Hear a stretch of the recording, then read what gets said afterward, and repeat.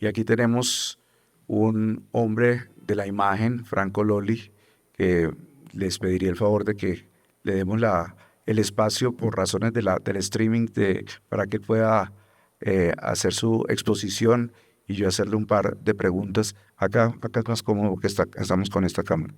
Muchas gracias, Johan y César, y ahorita podemos hacer algunas conclusiones finales. Bienvenido, Franco Loli, a esta discusión, esta conversación, a esta reflexión. Gracias.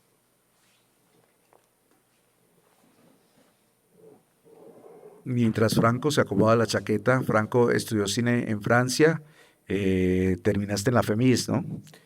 La FEMIS es una de las escuelas esenciales de la formación audiovisual en París y luego ha continuado haciendo su carrera en distintas partes del mundo y ha concentrado buena parte de su ejercicio audiovisual en los últimos años, no solamente como director de películas muy importantes en nuestro medio, como Gente de Bien o Litigante, sino también como productor.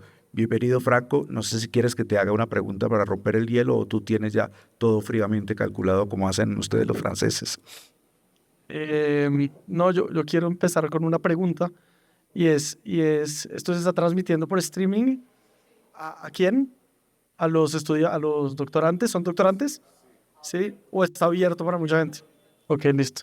No, pues yo tenía las ganas, digamos, de partir de una pregunta que es un poco el título de esta exposición o diálogo más bien que quería hacer, que era ¿para qué hacer cine en Colombia? Porque es la pregunta que yo me estoy haciendo todos los días desde mi trabajo, desde mi carrera y desde, digamos, a la vez los éxitos y los fracasos personales y cómo integrarme dentro de un ecosistema que es mucho más amplio que simplemente mi propia obra artística o mi trabajo como productor. Entonces, yo quería empezar un poco por presentarme para que, digamos, se supiera desde dónde estoy hablando. Y es que yo soy guionista, soy director y soy productor de cine. En efecto, estudié en Francia y viví en Francia muchos años, primero en la Sorbona, después en la FEMIS, me gradué como director y la vida me ha ido convirtiendo también en productor por las razones de la incipiente, digamos, industria cinematográfica colombiana. Industria que hoy está en un momento de crisis muy grande y en particular en lo que compete a la distribución, a la exhibición de las cintas nacionales. Y entonces, ¿para qué hacer cine? Estamos haciendo un cine que no se está viendo, ¿no? Que no se está viendo ni en los cines, que es el primer espacio, digamos, donde se supone, pero tampoco en ninguna otra parte. Entonces, digamos, quería como dialogar alrededor o partir de aquí para abrir hacia muchos otros sitios. Entonces, no sé si eso da un punto de arranque, Sandro, que te parezca que funcione. Me parece más que pertinente, pero o mejor dicho, para conectar con ese tema que tú propones, eh, yo quisiera comenzar em, haciéndote una pregunta que tiene que ver con el oficio mismo de la creación y de la investigación, que es un poco como para empaquetar lo que hemos venido discutiendo. Em, en Francia, la educación se construye desde la reflexión, se construye desde el pensar lo que se inventa, de pensar lo que se crea. En el caso tuyo, la academia, yo más o menos conocí la FEMIS en los años en que viví en París y pues la FEMIS es una institución orientada hacia la creación y hacia crear especializaciones en los oficios del cine, no sé si haya cambiado, pero, pero me parecería interesante saber cómo piensas el cine desde tu obra. Es decir, tu obra es también una manera de pensar tu oficio o a ti lo que te preocupa fundamentalmente es construir historias y después esa reflexión es un asunto aparte, es un asunto independiente. No, yo siento que nada es independiente de nada nunca en realidad. Y entonces, pues inclusive mi educación y mi formación académica, que más allá de simplemente la FEMIS, también es la universidad francesa, la universidad pública, desde los anfiteatros con 300 personas, un marco teórico, digamos, muy preciso y muy potente. y también la educación que tuve yo inclusive en Colombia, porque yo me gradué en liceo francés, entonces estuve desde los 4 años hasta los 18 años en una educación francesa. Entonces, en una mezcla, digamos, de educación francesa con educación colombiana, pero mis profesores eran mayoritariamente franceses y el programa académico también. Y yo creo que eso termina por influenciar profundamente la manera de pensar, de reflexionar, de acercarse a un texto o a una exposición o a cualquier cosa. ¿No? Digamos, ahorita justo tenía que hacer otra exposición en el marco de este problema de audiencias que hay en Colombia frente al CENAC, que es el Consejo Nacional de Cine, a Proimágenes, que es la Secretaría Técnica, un poco de gente, y me doy cuenta que yo soy muy francés en mi manera, digamos, dialéctica de formular y de presentar las cosas. Luego, yo creo que dices una palabra interesante que son historias y a mí el cine no me interesa, o sea, las historias me interesan en el cine como uno de los aspectos del cine, pero yo no creo que el cine sea contar historias, ¿no? Creo que el cine es muchas otras cosas, mucho más allá de contar historias, y las historias o los guiones o las ideas, pues son un elemento que se encuentra dentro de un ecosistema mucho más amplio, que va de los actores, de la materia viva, a el sonido, la música, y eso, la manera como esas cosas se complementan y entran en una reflexión más grande, digamos que es la reflexión desde la cual yo parto, que si es la expresión de algo. Entonces, la expresión de que no sé muy bien, pero es la expresión de algo que yo hago cine para expresar algo que tengo adentro, no para contar historias, no para hacer comentarios políticos, digamos, o en todo caso no algunos que no tenga yo muy profundamente adentro, sino para expresar algo o mostrar algo de lo que yo siento o de lo que yo veo y tratar de transmitirlo y compartirlo con un espectador. Em, pero la pregunta importante para mí hoy en día es, ¿qué pasa si se acaban los espectadores? Si se acaban los espectadores, ¿tiene sentido seguir haciéndolo o no? Y es una pregunta muy amplia, digamos, más allá de la pequeña crisis de la industria colombiana o de la crisis global que hay en realidad en el cine y el audiovisual mundial. Y cuando hablo de cine, hablo sobre todo de cine de autor o de cine de expresión artística, ¿sí? Porque los productos industriales para consumo siguen teniendo mucho éxito, Netflix, Amazon, etcétera. Pero este otro espacio, digamos, de expresión artística ya no encuentra la misma resonancia que encontraba hace 40 años, evidentemente, cuando yo nací, pero tampoco hace 20 cuando estudié, pero tampoco hace 10 cuando empecé a hacer, digamos, mi carrera profesional. Y entonces hoy en día sí es muy legítimo preguntarse para mí, ¿para qué estoy haciendo esto que estoy haciendo todos los días? No es para hacer dinero, evidentemente.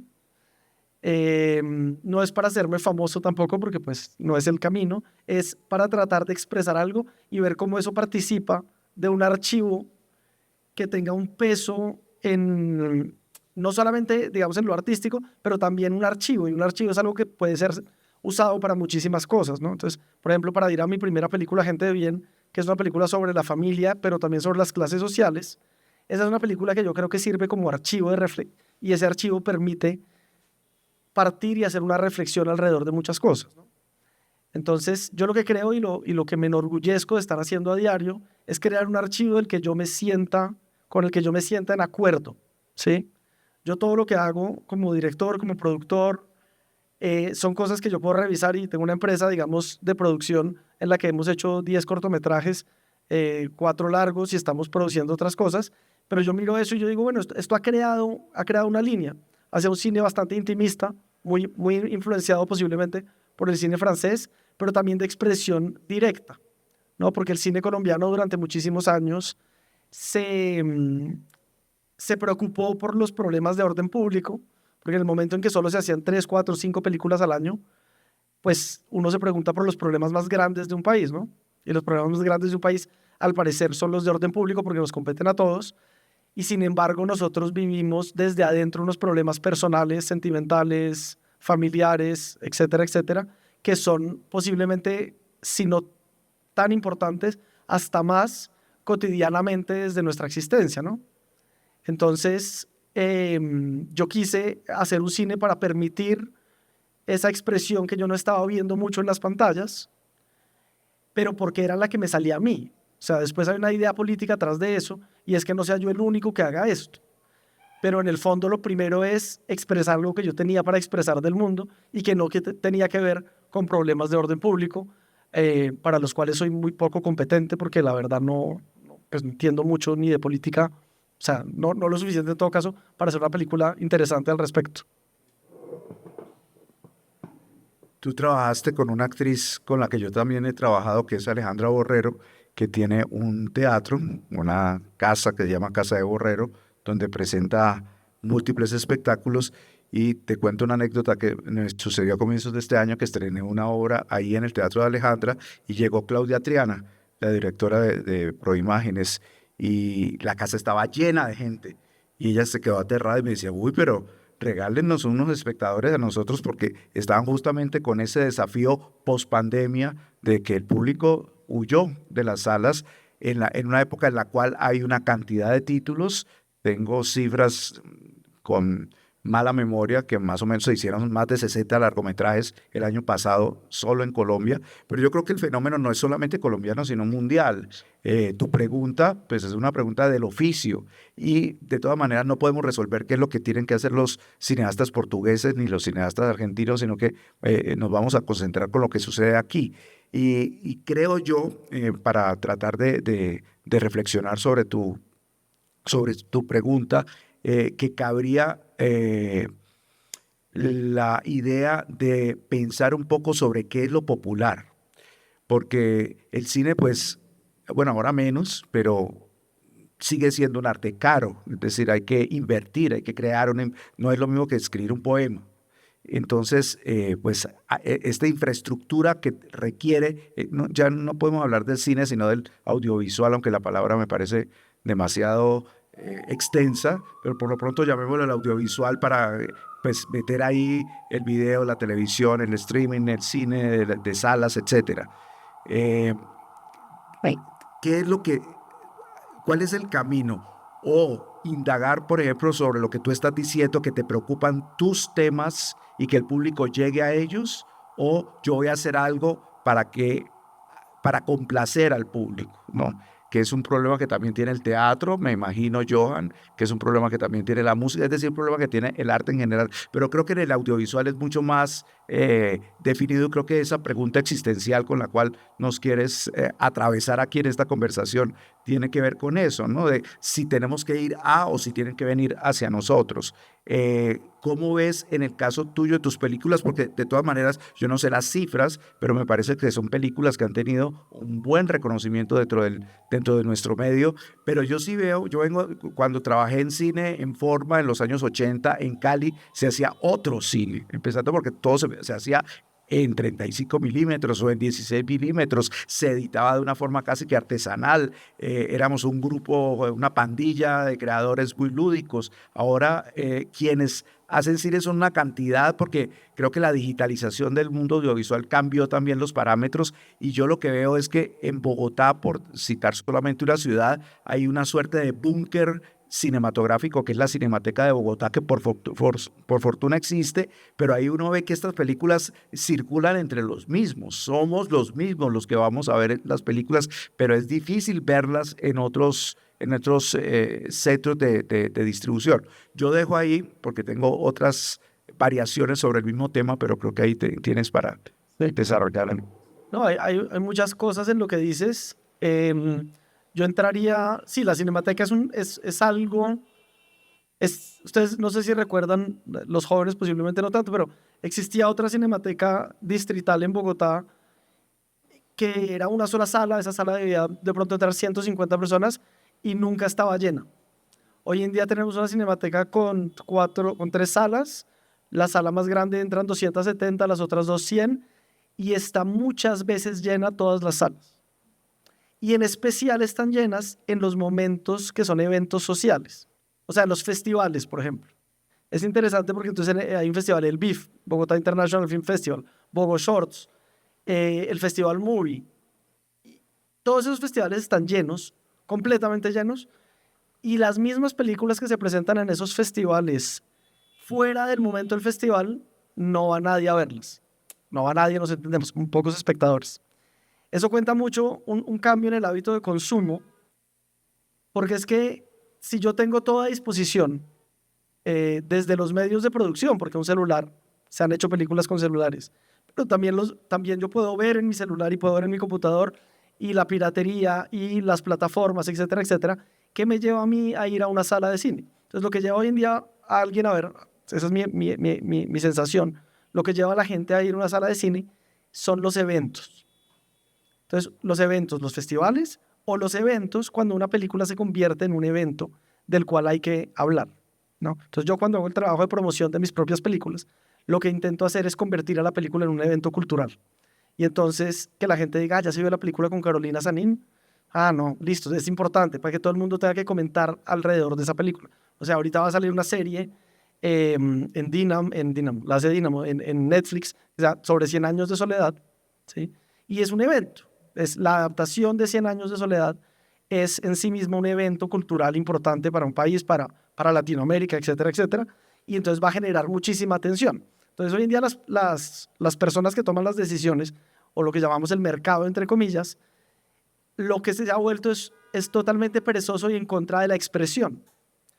Va en contra de la expresión. Lo que buscan ahora es una propiedad intelectual existente, por ejemplo, 100 años de soledad, pero por ejemplo también historias de la vida real que han tenido relevancia, Colmenares, bueno, hay miles de estas.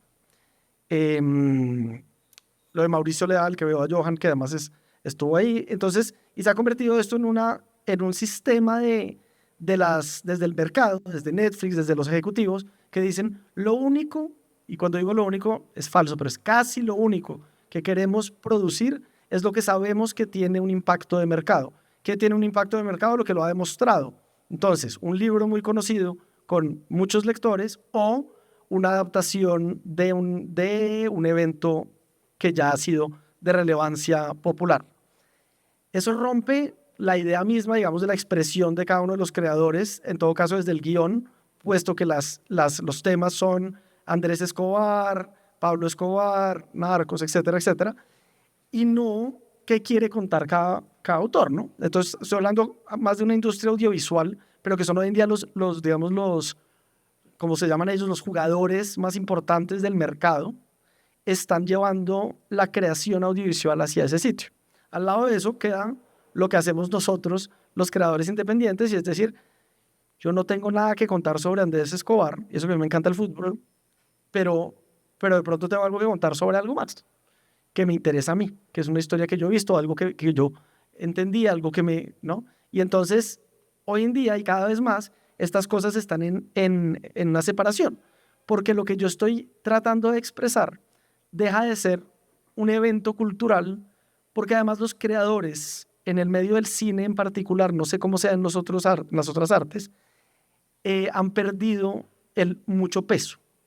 Un director de cine, cuando yo empecé a estudiar en la FEMIS, un director de cine era una figura muy arriba ya, era una cosa muy importante. Hoy en día lo último que le importa a los productores, a los grandes productores y a las plataformas, es quién dirige esa serie. Eso es lo de menos. Pero lo de menos es lo de menos, ¿no? Y yo no tengo nada en contra de los dos directores de 100 años de soledad, por ejemplo. Soy amigo de Laura, no conozco al otro, pero quiero decir, me parece evidente que podrían haber llamado a Laura como podrían haber llamado a cualquier otra persona. Inclusive lo sé porque además conozco casos donde nos llaman a 5 o 6 de nosotros y el que va diciendo sí es el que entra en el proceso, pero todo eso ya está pensado sin nosotros, sin los creadores originales y sin la persona que es el que... Entonces un Martin Scorsese, digamos, esta época famosa y feliz de los años 70, el nuevo Hollywood, Dennis Hopper, Martin Scorsese, Francis Ford Coppola, eso ya está en contradicción completa con el sistema que los está cogiendo. La última película de Coppola, yo no la he visto, Megalópolis, es un fracaso de taquilla monumental, pero además la crítica la acaba completamente. Puede que la película, yo no sé si la película es buena o no, pero lo que es seguro es que el discurso de Coppola cuando presenta su película está en contravía de todos los discursos actuales de los jóvenes cineastas que tratan de entrar en un mercado que ya no requiere de ellos. Y estamos entrando en este momento de la inteligencia artificial y yo sospecho que muchas de estas personas están pretendiendo de verdad eliminarnos para no requerir de nosotros, porque en realidad se requieren 4 ideas. Cojamos este caso, cojamos el caso de Colmenares, pongamos un valor de producción mínimo con unas luces y unas cosas. Eso todo en efecto lo puede hacer una inteligencia artificial. La realidad es que lo que está produciendo Netflix desde hace no sé cuánto tiempo, lo podría hacer una inteligencia artificial. Esa es la realidad. Y entonces queda el caso de Laura y volvemos a Laura. Entonces, Laura es una cineasta que viene del corazón, es desde la expresión de su ser y ha dado el paso de transición a lo otro, digamos, y logra pasar de lo uno a lo otro. Y eso es lo mejor que puede suceder todavía hoy en día, que un autor y un creador real pase, pero a Laura no la llaman para ella decidir cómo van a filmar 100 años de soledad, porque eso lo decidió ya alguien antes, que hoy en día se llama un showrunner, etc. Y entonces, en el fondo, no está sucediendo lo que sucedió antes, y era que digamos, de lo que está en la vanguardia, surgían las nuevas tendencias industriales, ¿sí? Es como, yo veía una pendejada en Instagram, veía a los tipos de Oasis hablando y ellos decían, nadie pidió, porque hablabas del público. ¿Quién es el público? Es como el público no pidió a Jimi Hendrix. El público estaba acostumbrado a otra cosa y veía otra cosa. Apareció Jimi Hendrix y el público lo aceptó y lo adoró. Pero nadie pidió que llegara Jimi Hendrix, ni los Beatles, o sea, eso no pasó. Y entonces, el cine, como es tan caro, está la gran pregunta del público. En Colombia está sucediendo algo muy interesante. Y es que las películas que se supone que tendrían que ser de público, tampoco están trayendo público, que sí sucedía hasta hace 4 años. Por ejemplo, Harold Trompetero sacó una película este año, La Pata Sola, y creo que hizo 15.000 espectadores, la película de terror, con todas las recetas, distribución, etcétera, etcétera. O Andy Weiss saca una también que se llama Pimpinero, una película de $10 millones, con Juanes, o sea, todo lo que se supone que el mercado, acción, mujeres bonitas, etcétera, etcétera, etcétera, 15.000 espectadores.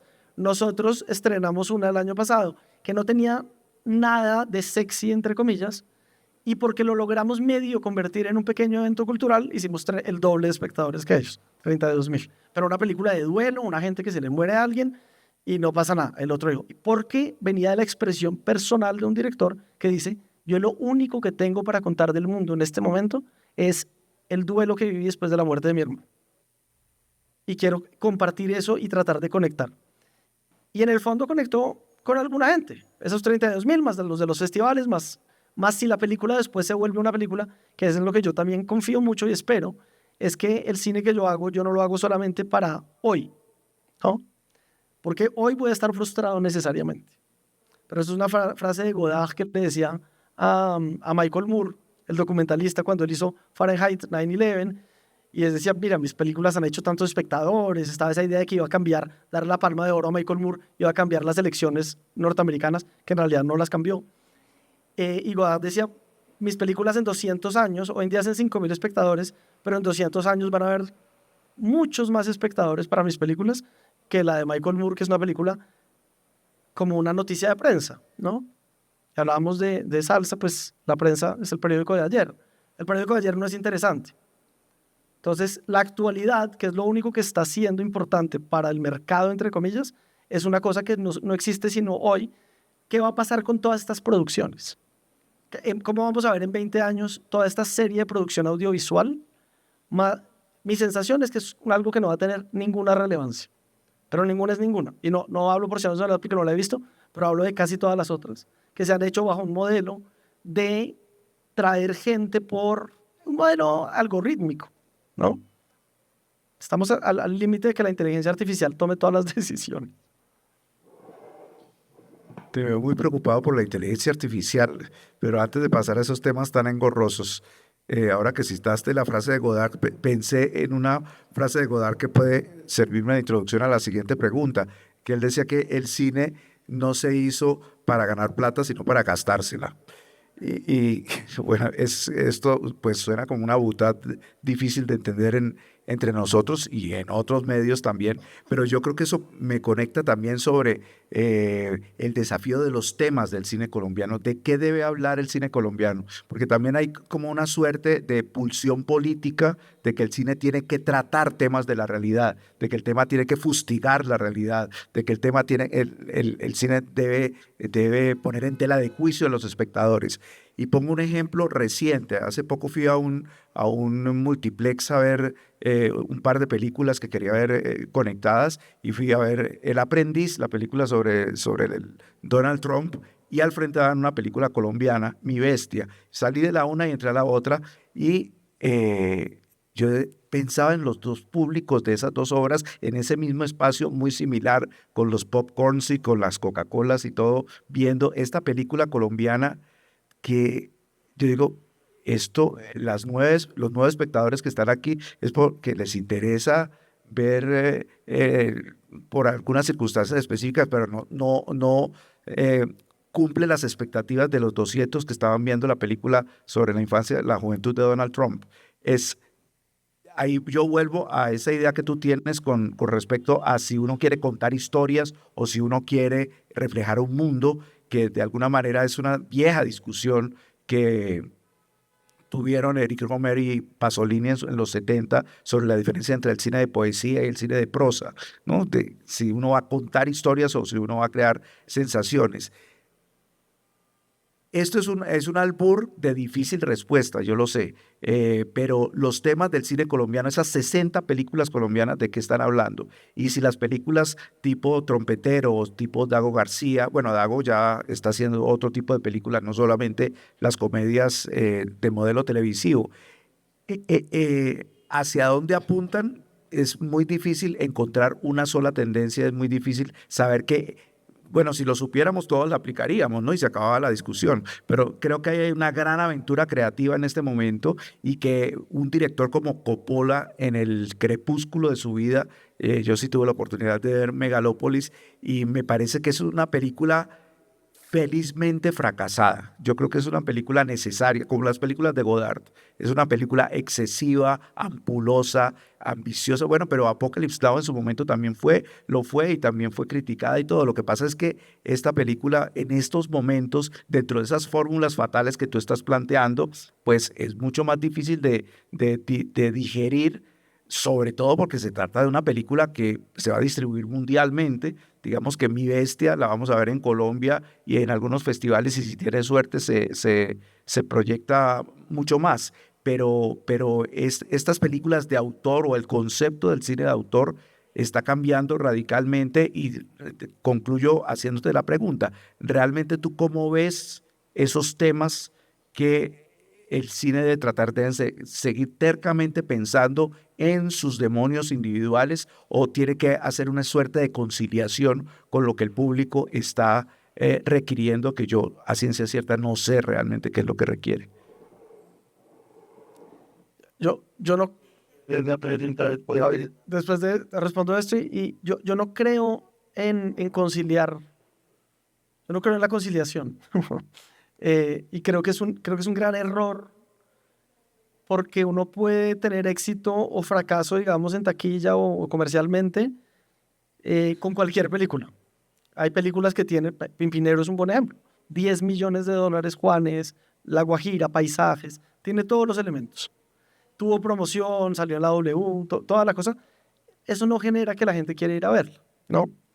Entonces, si uno fracasa, digamos, comercialmente con una expresión de sí mismo que tiene sentido, pues uno dice, pues yo hice lo que tenía que hacer. Yo tengo un amigo, César Acevedo, el director de La Tierra y la Sombra.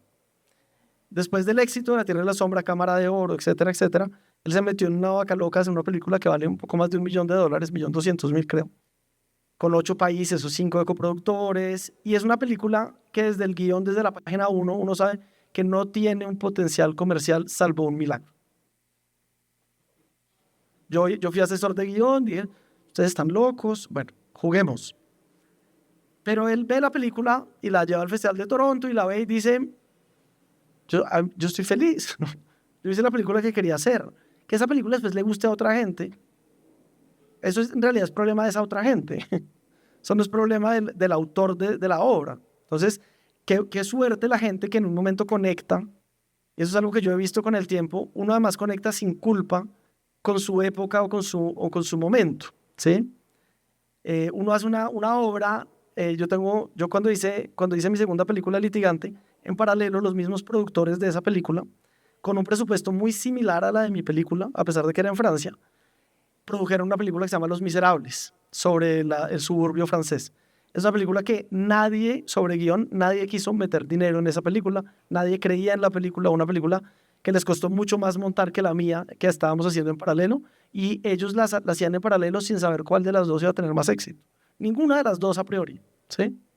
Y hubo una que por arte de magia no, sino de conexión con un momento dado histórico en Francia, se volvió el evento cultural más importante de Francia, 2,5 millones de espectadores, competencia oficial en Cannes, premios, Óscares, etcétera, etcétera. Eso no se lo esperaba nadie y el director no hizo la película para eso, ¿sí? Así es muy interesante, eso es un gran caso de éxito, digamos, pero uno nunca sabe qué va a salir bien y qué va a salir mal, entonces estar pensando en lo que piensa alguien más, que además uno no conoce, que no tiene cara, que no tiene forma, que pueden ser unos números si uno quiere, ¿no? Unos números de, pues eso en realidad no lleva a ningún sitio, ¿no? Chernobyl, esa serie, digamos, que es de las cosas buenas que se han hecho en estas. ¿Quién quiere ver una serie sobre Chernobyl? A priori nadie, y finalmente fue un gran éxito. No, eso no funciona. Entonces, preguntarse por los temas y por la relevancia de los temas, que es una cosa que en Colombia es interesante, digamos, es importante, porque entonces en Colombia dice, pero la gente, es una crítica que me hacen a mí, inclusive mi mamá me la hace, y me dice, con los temas tan importantes que hay de los que hay que hablar en Colombia, y tú haciendo esas películas pendejas, una siendo sobre ella, ¿no? Que no le interesa a nadie, ¿no? Y yo digo, a mí me interesa, y en el fondo cuando la gente la vio, una película que hizo un número espectacular, hizo llorar a muchísima gente, o sea, miles de personas lloraron esa película que a mi mamá le parecía que no interesaba a nadie. Entonces yo le permitía a alguien atravesar su dolor, a miles de personas les permitía atravesar un dolor similar al que yo había vivido en algún momento. Entonces no son millones de personas, está bien, pero podrían haberlo sido, ¿no? Como con Los Miserables. Y en el fondo, yo sí siento que hay algo como también ¿cuáles serían los temas relevantes entonces? ¿Cuál es el tema más relevante según eso? Entonces, ¿es la guerra en Colombia o es el hambre en La Guajira? De pronto es el hambre en La Guajira o en el Chocó. Y entonces no hablamos de Bogotá más pero entonces ya los estudiantes asesinados tampoco son interesantes entonces o son todos los espacios de exclusión social los que tenemos que abordar o sea, ¿cuál es el problema que tenemos que abordar? Y yo siento que nosotros no somos Petro, ¿sí? Que Petro, y además Petro también tiene que abordar esos problemas, pero si de golpe del todo Chapinero las calles no andan más los carros, también es un problema. Chapinero también tiene que pasar el metro por ahí porque hace parte de la economía global. Entonces, yo siento que cada quien tiene que hacer desde su espacio, desde su creencia, desde su intuición y su fe personal. Y creo que hay que romper un poquito los estigmas que existen en Colombia, en Latinoamérica, en los países pobres, digamos, que es de decir, ustedes tienen que hablar de sus grandes problemas. Porque inclusive en Europa esperan que nosotros hablemos de nuestros grandes problemas que ellos no conocen, pero cuando yo llego con una película como Litigante, me dicen, pero esta película podría hacerse en Francia. Y yo digo, primero que todo, no, porque en Francia no existe esa señora que yo les estoy mostrando, existe en Bogotá, esas Torres del Parque, y hay una particularidad ahí. Pero además, imaginémonos que sí, pues eso cuenta la universidad de eso. Entonces, por ejemplo, a los chilenos, a los argentinos, más o menos se les permite contar historias desde su mundo sentimental, desde su interioridad, porque partimos de la base que ellos son como un segundo mundo, donde ellos tienen ese derecho. Pero un brasileño ya empezamos un colombiano, un ecuatoriano, un peruano, no, ellos hablan, ustedes tienen que hablar de los indígenas y tienen que hablar y eso cuenta también el éxito, digamos, de películas en el extranjero, películas muy válidas, pero El abrazo de la serpiente o Monos son exitosas por los temas que tratan, por el mundo que muestran y porque se supone que es de eso de lo que tenemos que hablar los colombianos, ¿no? Pero a los franceses nadie les está pidiendo que hablen de los grandes problemas de los suburbios el día que alguien lo hace. Tiene mucho éxito, pero en realidad les estamos pidiendo que hablen como Homer, todavía sus historias de amor, y todos nosotros vamos en el mundo entero, se venden las películas de tríos amorosos francesas. Pero una película de un trío amoroso colombiana parecería imposible de vender porque se supone que en Colombia los problemas son otros y no el amor. Pero eso es o sea, el nivel de locura que hay atrás de esta idea, el nivel de racismo es fenomenal porque es que nosotros también nos enamoramos, ante todo nos enamoramos, ante todos nuestros problemas son con nuestras familias, con nuestros hijos y con las personas con las que queremos tener, pues me parece evidente, y en cualquier clase social o sea, y luego pues tiene unas particularidades, y es que si uno además no tiene agua, pues esa historia de amor es un poquito más complicada, claro, pero pues creo que hay algo sobre eso que hay que romper desde la conversación básica, y es difícil que la rompa entonces alguien como yo que nació dentro del privilegio de liceo francés, etcétera, etcétera. Entonces es como, no, usted puede hablar de esos problemas porque no tiene otros. Pero la gente en Ciudad Bolívar sí tiene otros. Y entonces yo hice mi primera película, gente de bien, sobre algo que de verdad me interesaba, así no fuera totalmente personal, pero yo sé pertinentemente que esa película, porque retrataba una clase social muy difícil de retratar, digamos, desde Europa, muy particular a Latinoamérica, me permitió abrir unas puertas que después me permitió ser litigante, y posiblemente si hubiera llegado con ese primer guión de litigante como primera película, no lo hubiera podido financiar en el extranjero ni en Colombia, porque me hubieran dicho, pero esto no es problema nuestro. Yo hago la última pregunta antes de darle la palabra a los presentes, que tiene que ver con la financiación de las películas, ¿no? Yo recuerdo que la única vez que vino Bernardo Bertolucci a Colombia, a Cartagena, él dijo que un director de cine era el que era capaz de conseguir la plata para hacer una película. Punto. Ya los problemas posteriores son otros, pero eso me relaciona con lo que estás diciendo porque tiene que ver con la absoluta convicción con la cual yo saco adelante un proyecto por encima de cualquier cosa y por encima de todo. Entonces, esto me sirve como introducción para preguntarte sobre actualmente cómo es la financiación de las películas, si dependen de la taquilla o de qué dependen, y cómo ves, para finalizar y para, ya que estamos en este claustro, ¿cómo ves las academias de cine o las escuelas de cine o los lugares de formación cinematográfica si están apuntando hacia ese desafío? Sí. Sí.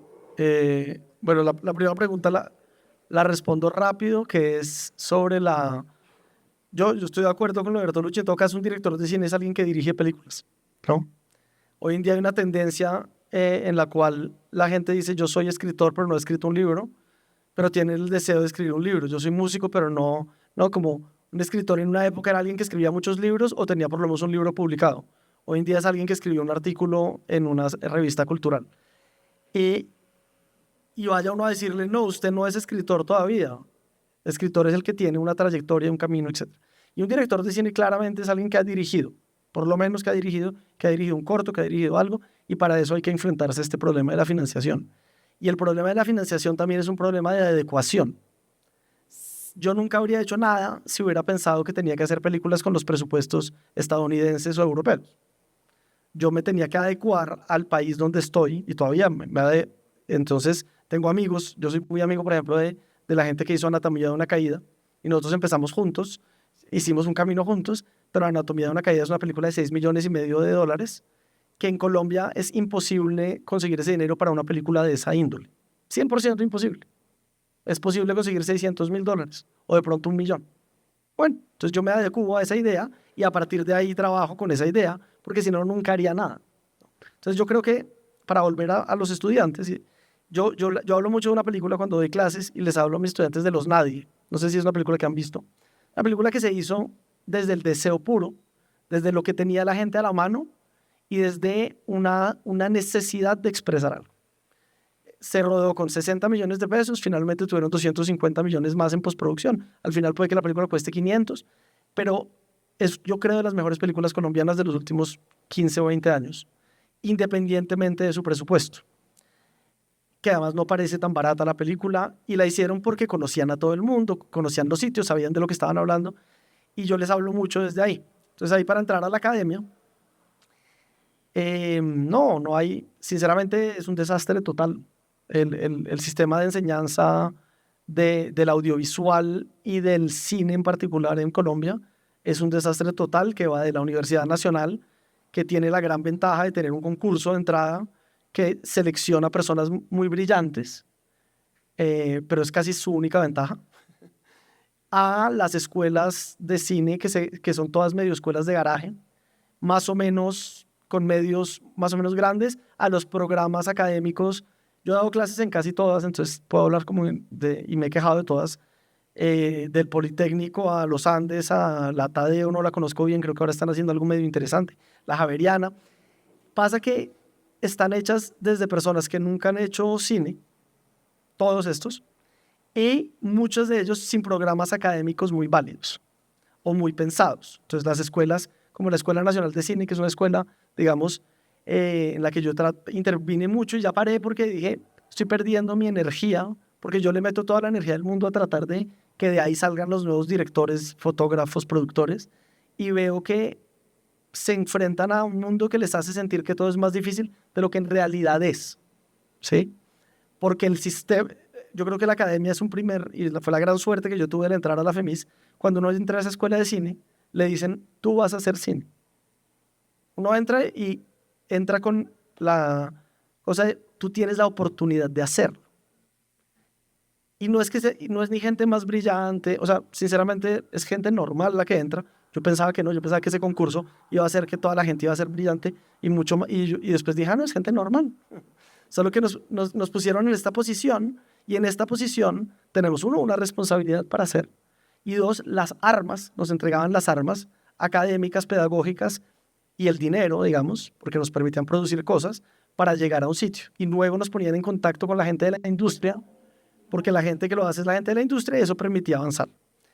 En Colombia no existe eso, a mi conocimiento, está la Universidad Magdalena, todas tienen programas interesantes, más o menos, pero hay un verdadero problema en la educación, pero verdadero es verdadero, y no solo en la educación, creo que se recensan hoy en día 84 programas de formación académica en cine y audiovisuales.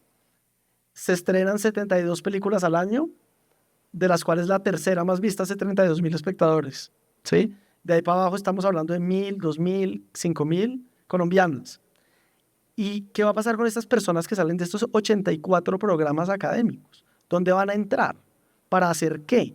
Entonces lo que van a hacer es, los que no se salen van a alimentar este monstruo creado por el algoritmo, donde 100 años de soledad son 100 millones de dólares para la producción de 100 años de soledad. Ahí hay trabajo para mucha gente, ¿sí? Entonces van a alimentar eso, pero entonces yo sí siento que hay algo que no se ha pensado y el Fondo para el Desarrollo Cinematográfico lleva 20 años, yo llevo 10 años peleando esto, pero ya me di cuenta que es la última de las peleas posibles, entonces ni para qué la doy, pero es decir, hasta que no tengamos una escuela que debería ser la de la Universidad Nacional, lógicamente, con una solidez desde la formación que permita una integración al mundo, digamos, cultural, industrial del cine, no vamos a hacer una industria, pues como una industria cinematográfica con la más mínima validez. Todo esto existe, por ejemplo, en México, en Argentina, en los países que sí agarran algo. Los centros educativos son absolutamente claves en esos países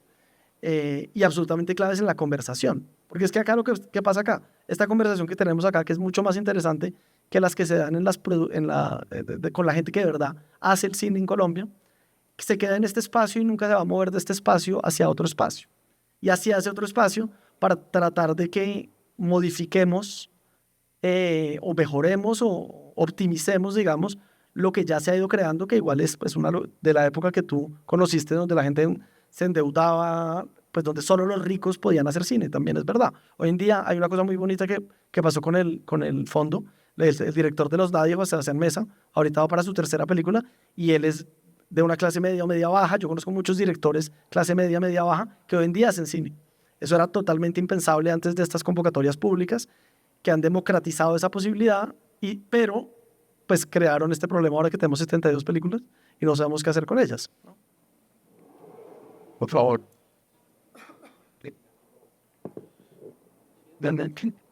No, que está bien. Bueno, sí, bueno, está bien. Pues, vale. Yo sí. Sí. Bueno, pues yo la verdad he visto sus películas y me han gustado mucho, o sea, en realidad me han impactado mucho. Yo creo que, pues pensaba ahorita como en esta máxima del feminismo, que lo personal es político, y yo sí creo que sus películas en realidad sí tienen, me sorprendió ahorita un poco todo porque yo las había visto siempre muy en clave de lo político y de lo social, pues ya le explico por qué. Creo que nos hace falta, nos hace mucha falta como etnografía de las élites y como investigación de las élites, ¿cierto? Así como los sociólogos nos la pasamos investigando los sectores populares, y ustedes pues ya lo han dicho, muchos cineastas hacen películas, es como sobre solo lo urbano, marginal y lo popular, pero sabemos muy poco de la clase media alta y de las clases altas. Y yo he encontrado eso en sus películas que me ha parecido chévere. En particular, en la del otro hijo, como me pareció como esa sutileza etnográfica como del mundo juvenil de la clase media alta, me pareció muy chévere, muy bien logrado. Entonces mi pregunta va hacia allá. Y es, pues nosotros hablamos un montón todo el tiempo de la etnografía, ¿no? De hacer investigación pues a través de la experiencia y demás. Seguramente pues como usted cuenta, yo no sabía eso, pues usted vivió una cosa pues similar con la pérdida de su hermano, pero quería saber cómo ha sido como ese proceso de investigación suya en el tema de la clase, porque yo sí lo sentí muy bien desarrollado y cómo ha hecho como un poco como para pasar de los temas ya a la construcción de personajes, de historias, de situaciones, cómo ha sido como esa investigación, tanto en lo artístico como en lo social, para representar esta clase media alta que usted la pone además siempre contra la pared en gente de bien también. O sea, uno termina viendo como, ni es una denuncia ni se convierte en eso, pero sí la pone como en la esquina y eso me parece que es muy bien logrado. Pero sí, no, primero muy de acuerdo con esta idea de que lo personal es político y creo pero que es desde ahí que yo hago política en todo caso. Lo otro es una precisión, el otro dijo yo produje la película pero no la dirigí. La dirige Juan Sebastián Quebrada, que es quien perdió a su hermano. Y sobre la investigación, yo creo que nuestro proceso de trabajo cinematográfico es un proceso que yo quisiera todavía más investigativo, pero que tiene que tiene eso a diferencia, por ejemplo, de la gran mayoría del cine industrial. ¿Qué entiendo por eso? Entonces, en este caso voy a coger el caso de Gente de Bien, que de pronto es el más interesante, porque justo yo me enfrentaba a una clase social que no conocía. Cuando digo que no la conocía es que yo nunca había pasado, o sea, había pasado el sur 3 veces en mi vida que no fuera para salir de Bogotá a una finca. Y en un momento dije, yo quiero hacer una película sobre una gente con la que hablo todo el día, con la que estoy todo el tiempo, pero con la que no tengo una relación directa. Siento que esta relación no se logra crear por unas barreras de clase. Y en el momento de acercarme a eso dije, pero no quiero que me quede como le está quedando a la mayoría de la gente, o sea, como una visión totalmente clichésuda y desde lejos de otra cosa.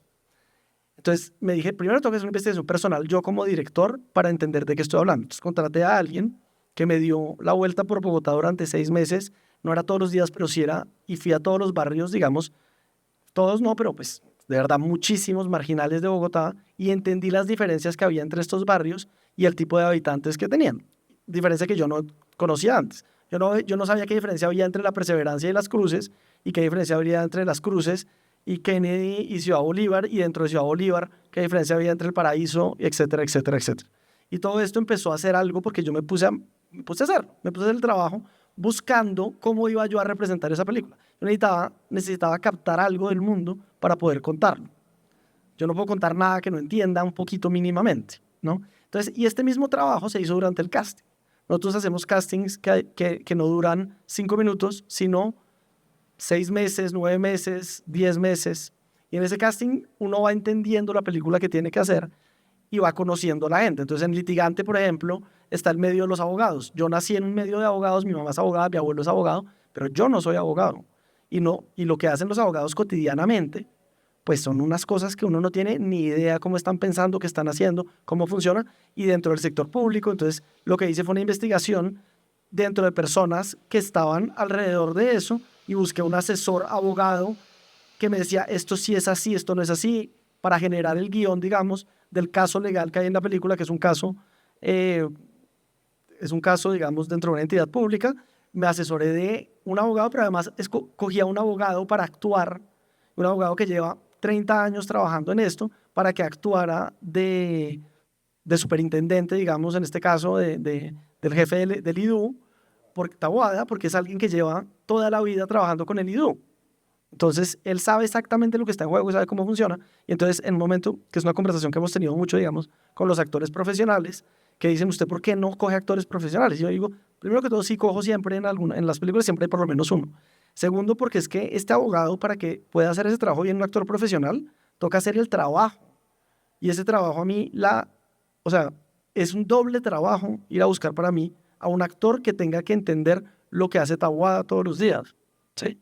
Es un doble trabajo. Se puede hacer, y es interesante, pero la mayoría de las veces los actores no están dispuestos a hacerlos por el precio que yo les puedo pagar. Esa es la realidad, no están dispuestos, es tiempo, son meses de trabajo. Entonces es un rol secundario en una película. Es un rol importante, pero secundario. Entonces, ¿cómo hacemos para representar eso?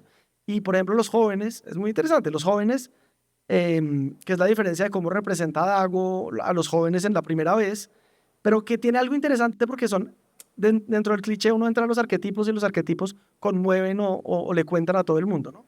Nosotros buscamos ir a la particularidad y no al cliché. Entonces, para ir justo ahí vamos buscando personas y de esas personas nos inspiramos y durante ese proceso de casting vamos entendiendo qué película estamos haciendo y cómo la vamos modificando a la manera de estos actores. Y por eso digo que los guiones o las historias no lo son todo, porque también ¿qué serían de los nadie sin el grupo de pelados? No sería nada. La película no sería nada porque el guión justamente no es gran cosa, es una idea. Pero lo que sí es mucho es lo que captaron de unos muchachos de Medellín, de una relación con la calle y a la vez con la casa. Y eso es una idea, pero no es una idea, es una realidad y es una cosa que uno siente y es un trabajo de verdad etnográfico, y es un trabajo, pero a mí me cuesta muchísimo sostenerle esto a la gente de la industria, pero inclusive me llamaron una vez del Ministerio de Cultura y me dijeron, pero ¿por qué esos castings son tan costosos? Esto no estamos de acuerdo en que cueste tanto ese casting. Y entonces yo les explico, pues porque me demoró 9 meses haciéndolo, porque ese trabajo de casting es un trabajo a la vez de investigación y es un trabajo para poder representar las cosas más o menos. ¿Qué pasa con el cine colombiano? Mucho siento yo, no solo colombiano, mundial, pero colombiano en particular, y es que nos decimos, tenemos que ir a hablar de las comunidades afro, etcétera, etcétera. Entonces hay una gente que va y se mete allá y dice, esto es interesante, la tradición oral y tal, y uno después ve eso representado y dice, pero se siente que no hay relación alguna entre el director y lo que está filmando. Entonces, filma desde arriba, filma desde... Y yo trato en todo caso, desde todo lo que produzco y lo que dirijo, de buscar una horizontalidad con las personas con las cuales trabajo. Esa horizontalidad no pasa por una amabilidad necesariamente, pero pasa por una cosa donde es una circulación de energía horizontal. Entonces el caso con Alejandra Borrero, por ejemplo, puede ser al revés. Alejandra Borrero es una gran estrella. Yo voy a hacer mi primera película. Muchas personas me habían dicho, no trabajes con ella no se deja dirigir. Yo era como, ¿cómo así que no se deja dirigir? Pues uno le dice qué hacer y se la dirige. Y a mí no me asustaba porque yo sabía que, pero en efecto, el primer día de rodaje, por ejemplo, ella venía de un método que era el método de las telenovelas, llevaba haciendo muchas telenovelas, etc. Y el primer día de rodaje de nuestra película hicimos una sola escena, que es la escena donde le entregan la ropa al niño. Hicimos esa sola escena y yo debo haber hecho 10 tomas de cada plano y debo haber 7 planos, o sea, la repetimos 70 veces, más las otras 30 en ensayos o 20 en ensayos, la repetimos 100 veces. Alejandra llamó a su manager, que llamó a la producción, diciendo que estamos haciendo, esto es una locura, no me lo dijo a mí directamente, la producción le dijo, Alejandra quería hacer cine, esto es hacer cine, si no le gusta, y finalmente se adaptó y jugamos el juego, pero porque yo sabía que yo estaba buscando también una horizontalidad con ella, porque yo no puedo dirigir a alguien que esté ni por arriba ni por abajo mío, es imposible. Yo puedo dirigir gente con la que empiezo a estar, y con los niños, yo he hecho películas con niños, y un niño, son unos actores fenomenales, pero nunca se dejan dirigir, ¿no? Lo que pasa es que son buenísimos, pero no se dejan dirigir porque ellos tienen como una intuición de... Solo se dejan dirigir cuando sienten que tiene sentido lo que estamos haciendo, juntos, ¿sí? Y entonces, yo también cuando dirijo a un niño o un adolescente, o Juan Sebastián, pues él le toca ponerse ahí, con ellos, en ese momento, y es muy interesante porque son escenas de fiesta, Juan Sebastián lleva desde los 15 años pues es rehabilitado, entonces no toma, y le tocaba estar ahí con ellos en ese momento y en esa energía, y yo creo que no hay otra manera de hacer eso realmente. Y lo que se siente mucho en las películas es cuando hay una distancia entre los creadores o los que están haciendo y las personas que dirigen, sean estos actores profesionales o no. Y la industria que ha creado las telenovelas, etcétera. En las telenovelas, yo tengo amigos que dirigen telenovelas o que actúan en telenovelas y me dicen, tengo una toma. El director dice acción y tengo una toma. Bueno, pues el actor está solo, el director está solo, en realidad no. En realidad, la única gente que está sacando provecho de eso es la gente que está contando la historia, porque el guionista, eso cuenta una historia, y los productores que sacan un dinero.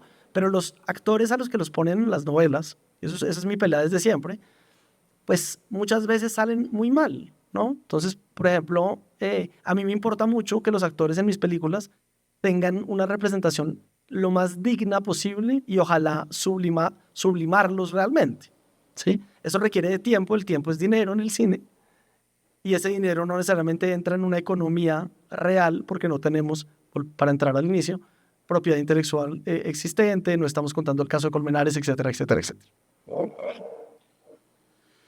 Bueno, aquí nos metemos en el tema de la diferencia entre lo real y lo verosímil en la creación artística, en particular en las historias de ficción. Yo recuerdo, pues, como para terminar con un chisme, que cuando Alejandra filmó Gente de Bien, yo estaba en temporada con ella con una obra que habíamos montado juntos que se llama Fármaco. Y ella me decía, yo nunca había sufrido tanto en una película como en esta de este señor Franco Loli. Pero al final me sentía muy bien, ¿no? Yo creo que ahí hay un tema que me hubiera gustado tratarlo con Johan, pero ya el tiempo que se nos ha acabado, con el desafío que nosotros tenemos. Yo llevo 30 años enseñando actuación aquí en estos beneméritos claustros de la Universidad Distrital, y en el programa de artes escénicas los actores se forman, aprenden, estudian un oficio, y esa pelea la tuvo Vicky Hernández, me acuerdo de una polémica muy interesante con Víctor Gaviria, donde estaba ese desafío entre los actores naturales y los actores naturales entre comillas y profesionales entre más comillas todavía. Y también sindicalmente los actores querían prohibir que los actores naturales trabajaran. Bueno, yo creo que los exabruptos van de lado y lado. Johan es un actor profesional formado en una academia, pero no creo que tenga que ser un asesino o un proyecto de asesino para representar el rol que hizo dentro de su película. Habría que ver cómo se establecen los límites, y me temo que la respuesta es que no hay límites y que cada película impone sus propias reglas de juego, ¿no? No necesariamente hay que estar adentro de un mundo para saber cómo es ese mundo, sino que yo también puedo tener una mirada de ese mundo desde afuera. Pero eso sería una discusión pues mucho más extensa, que yo creo que en este momento nos toca dejarla para que la reflexionemos entre todos y la tengamos en nuestras conciencias. Yo quiero darle las gracias a los invitados que nos acompañaron esta tarde, a todas las personas del Doctorado de Estudios Artísticos y a la Universidad Distrital en general. Muchísimas gracias por acompañarnos hoy, y esperamos que estas experiencias se repitan y que haya habido mucha gente escuchándonos por las vías del siglo XXI. Gracias. Bueno. Muchas gracias.